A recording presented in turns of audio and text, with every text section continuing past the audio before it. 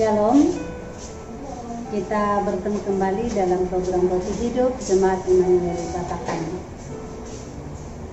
Semoga kita semua sehat, menikmati hari karunia Tuhan, lagi-lagi di masa-masa Advent. Kita tetap hidup sukacita, menantikan kedatangan Tuhan kita Yesus Kristus. Kita akan kembali merenungkan sabda Tuhan. Mari bersama kita berdoa. Di hadapan hadirat-Mu Tuhan, kami mengangkat syukur, pujian dan sembah kami kepadamu. Engkaulah Bapa kami yang rahmani. Kini kami bersama dengan saudara-saudara dimanapun mereka berada saat ini. Satu hati, satu iman, dan menyiapkan hati untuk mendengarkan kebenaran firman Tuhan. Berfirmanlah kepada kami saat ini ya Tuhan, dan tuntunlah kami ya Roh Kudus. Ampuni dosa kami, di dalam nama Tuhan Yesus Kristus kami berdoa. Amin. Bilangan pasal 11 ayat 4 sampai 9. Bilangan 11 ayat 4 sampai 9, demikian sabda Tuhan. Tuhan berjanji memberi daging. Orang-orang bajingan yang ada di antara mereka kemasukan nafsu rakus, dan orang Israel pun menangislah pula serta berkata, siapakah yang akan memberi kita makan daging? Ketika teringat kepada ikan yang kita makan di Mesir dengan tidak bayar apa-apa, kepada mentimun dan semangka, bawang prei, bawang merah dan bawang putih. Tetapi sekarang kita kurus kering, tidak ada sesuatu apapun kecuali manna ini saja yang kita lihat. Adapun manna itu seperti ketumbar dan kelihatannya seperti damar bedolah. Bangsa itu berlari kian kemari untuk memungutnya, lalu menggilingnya dengan batu kilangan atau menumbuknya dalam lumpang. Mereka memasaknya dalam periuk dan membuatnya menjadi roti bundar, rasanya seperti rasa panganan yang digoreng. Dan apabila embun turun di tempat perkemahan pada waktu malam, maka turunlah juga manna di situ. Amin. Demikianlah sabda Tuhan. Nafsu rakus. Saudara-saudara, menjadi bangsa yang merdeka tentu menjadi kebanggaan tersendiri dan membawa sukacita tersendiri. Kalau tidak, buat apa para pendahulu kita harus berjuang sampai rela menyerahkan nyawa demi untuk kemerdekaan bangsa ini? Seenak-enaknya hidup dalam penjajahan pasti jauh lebih enak menjadi bangsa yang merdeka. Itu yang dapat kita lihat dari kehidupan umat. Tuhan menuntun umat Israel keluar dari Mesir. Anugerah besar Tuhan diberikan bagi bangsa itu, yakni kebebasan dari perbudakan. Namun di tengah perjalanan menuju tanah perjanjian, umat Israel banyak menggerutu. Sekalipun Tuhan mencukupkan segala yang mereka perlu, ada saja yang mereka keluhkan.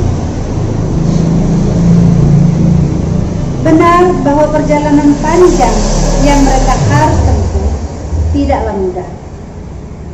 Tetapi mereka bersungut-sungut karena hal yang terlalu remeh dibandingkan dengan anugerah kemerdekaan yang luar biasa itu, yaitu urusan perut. Alih-alih mensyukuri kebebasannya, umat Israel justru merindukan kehidupan mereka sebagai budak di Mesir. Tentu saja aneh.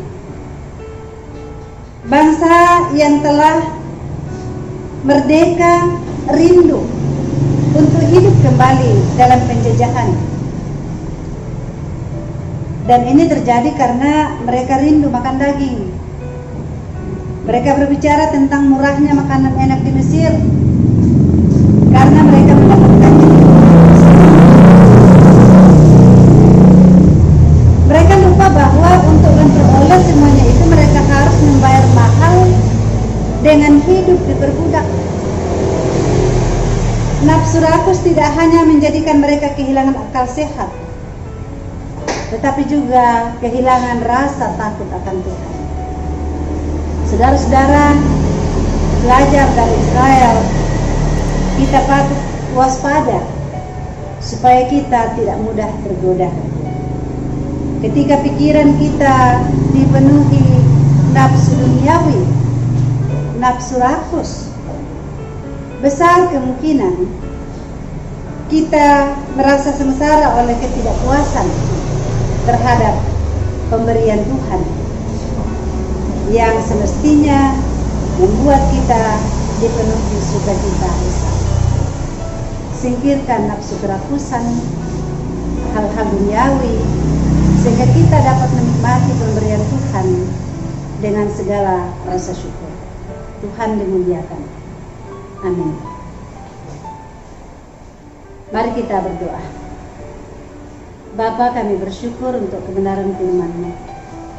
Tuhan menjauhkan kami dari berbagai nafsu rakus, kecintaan akan hal-hal duniawi, sehingga kami dimungkinkan untuk menikmati setiap pemberian Tuhan bagi kehidupan kami. Terlebih lagi pembebasan dari kuasa dosa dan maut yang telah dianugerahkan oleh Tuhan kami Yesus Kristus. Terima kasih Bapa di surga. Kami bersyukur kepadamu bersama-sama atas kasih dan pemeliharaan Tuhan yang tetap setia memelihara menjaga kami semua sampai pada saat ini di tengah-tengah perjalanan situasi COVID-19. Kami percaya bahwa tuntunan tangan Tuhan tidak akan pernah berhenti untuk menyertai kami sampai pandemi ini berlalu.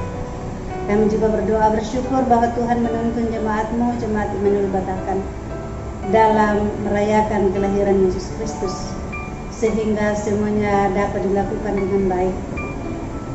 Selanjutnya akan ada lagi ibadah Natal tanggal 17 dan 21 yang akan dilakukan oleh sektor 4 dan 5. Mohon Tuhan terus berkenan, menyertai, memberkati, sehingga semuanya boleh berlangsung dengan baik. Saat ini pun kami berdoa bagi Bapak Joni Kondo yang saat ini dalam kondisi sakit. Bapak Peter Rompon pun demikian. Bahkan mungkin ada lagi anggota jemaat-Mu yang tidak sempat kami ketahui keberadaannya dalam kondisi sakit. Juga untuk semua orang yang tengah sakit oleh karena terpapar virus corona, Tuhan sembuhkan mereka. Bapa kami di surga, terima kasih untuk setiap kasih dan kebaikan-Mu. Ini doa kami, syukur kami, dalam nama Tuhan Yesus Kristus. Amin.